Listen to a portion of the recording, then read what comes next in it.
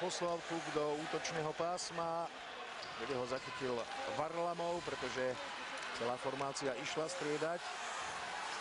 Je Hietanen, tvrdo atakovaný pri mantineli. Svitovom. Opäť Hietanen. Mempe.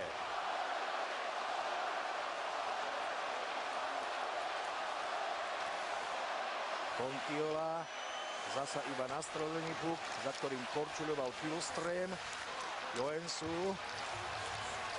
Pri Joensuovi Kuľomín. Ale stále Joensu.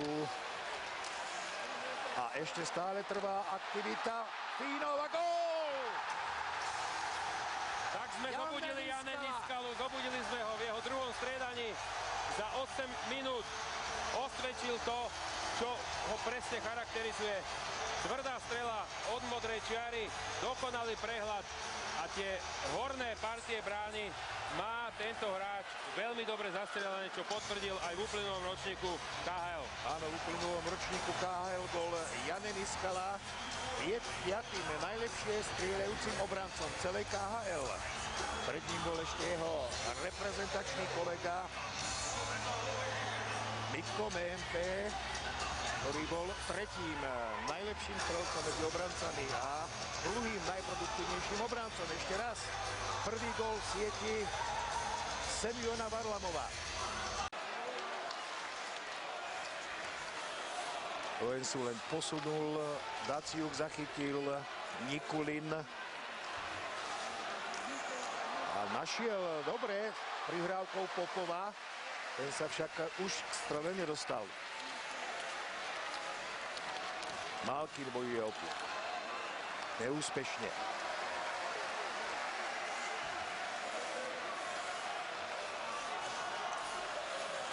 Ďalší protiútok Rusov. Popov prihrával pred bránku, kde korčuľoval Tereščenko. Ešte možnosť Rusov. A je vyrovnané. Petri Vehanen sa dostal z bránky a nestačil sa tam vrátiť. A tak Rusi 4 minúty a 27 sekúnd pred koncom prvej tretiny vyrovnali na 1-1.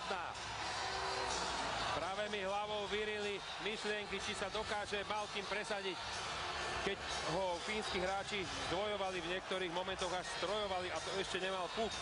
Ale sme videli, že je v absolútnej pohode a dokáže aj takúto húštinu tiel pred brankárom prestreliť. Mierny chaos pred fínskou bránou.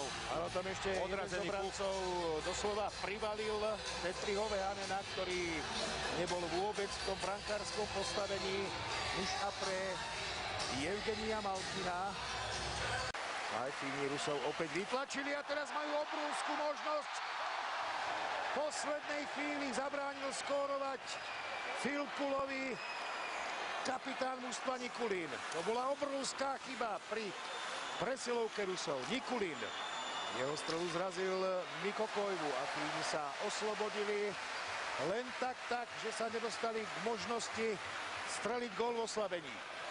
Obrovská príležitosť, mal zvoliť trošku jednoduchšie zakončenie, aj keď už bol pomerne dlho na ľade, sily mu chýbali, ale jednoduchšie je zakončiť strelovať, vystriedať, ako vymýšľať a hľadať ešte a zakončovať do blafa.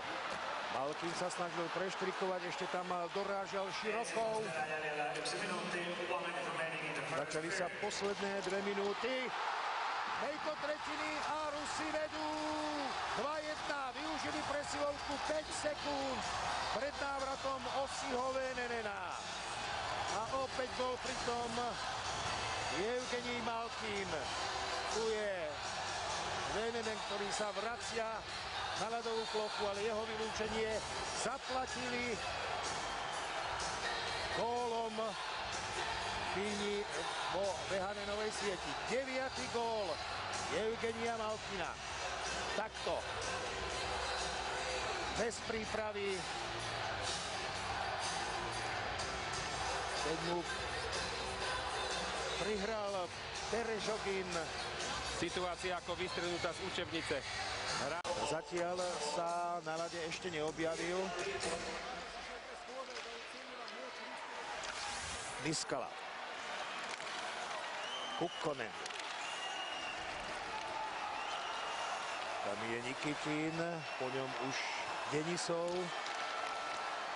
Protiútok Rusov, Ovečkin.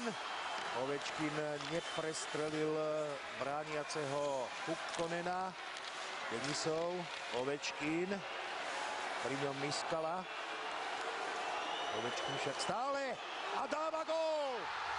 Ovečkin miešal, Puk miešal, až si nakorčuľoval do tej správnej streleckej pozície a pomedzi hrániče Petriho Vehanena. Strelil tretí gól. Ovečkinov druhý na svetovom šampionáte v druhom zápase. A musíme priznať, že je to úplne iný Ovečkin, ako sme videli na minuloročnom šampionáte v Košiciach a v Bratislave, kde hrá plne pre tým, hlavne teraz, keď Malkin odišiel do šatní a preberá na seba tú vodcovskú hlavnú rolu. Takže zatiaľ na ruskej strane góly od tých najväčších hviezd. Brankár. Kapitán mužstva Mikko Koivu, druhý dvojminútový trest. Jednu presilovku dokázali Rusi využiť. Venenen.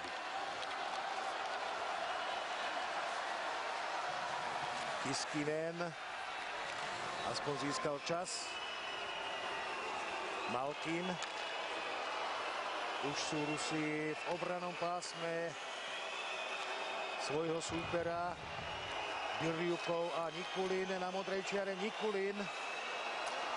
A gól! Malkin dosahuje hat-trick. Čo k tomu dodať? Do čoho buchne, tomu skončí v bráne. Neuveriteľná potencia Evgenia Malkina na tomto svetovom šampionáte. 10. gól. A z troch presilových hier ruského tímu dve využiť v tak dôležitom stretnutí. To niečo znamená pre fínsky celok, hlavne pre tých hráčov, ktorí sú na ľade počas oslavovky. No a na ľadovú plochu Hartwall arény, zatiaľ čo my sa pozeráme na tretí gól Evgenia Malkina, ktorý naozaj vypálil ako z tela. Padajú šiltovky. Ako keby sa báli ísť do toho mlynu, do tých súbojov s ruskými obrancami. MP ešte sa snažil zachrániť pásmo, nepodarilo sa mu to. Jemelin, po ňom už Jasenský. Rýchly prechod Rusov až do útočnej tretiny. Tam tvrdo pritlačený Kokarev pri mantineli, ale opäť získal puk Kokarev. Natlačil sa pred brankára Petriho Vehanena. A mám taký dojem, že to bol Svitov, ktorý tam bol najbližšie k tomu puku, ale uvidíme to zo spomaleného záberu. Je možné, že to bol aj vlastný gól Jervinena. Takže Denis Kokarev určený ako strelec 5. ruského gólu. Pozrime sa na to z tohto pohľadu.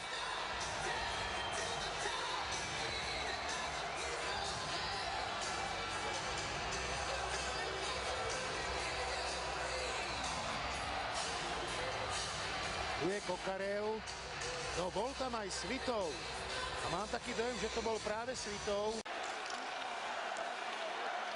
Tá tretia ruská útočná formácia, alebo tretia ruská petorka, šanca Rusov, do ktorej sa dostával Tereščenko.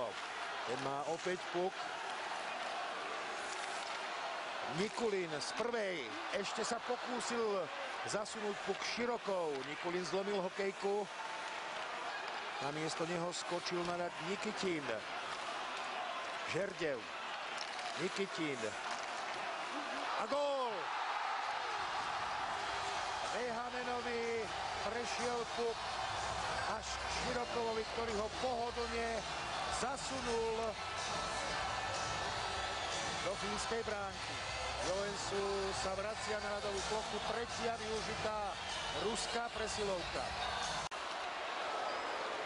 strela, ktorá minula Varlamovovú bránku. Tereščenko, Žerdev, Koivu,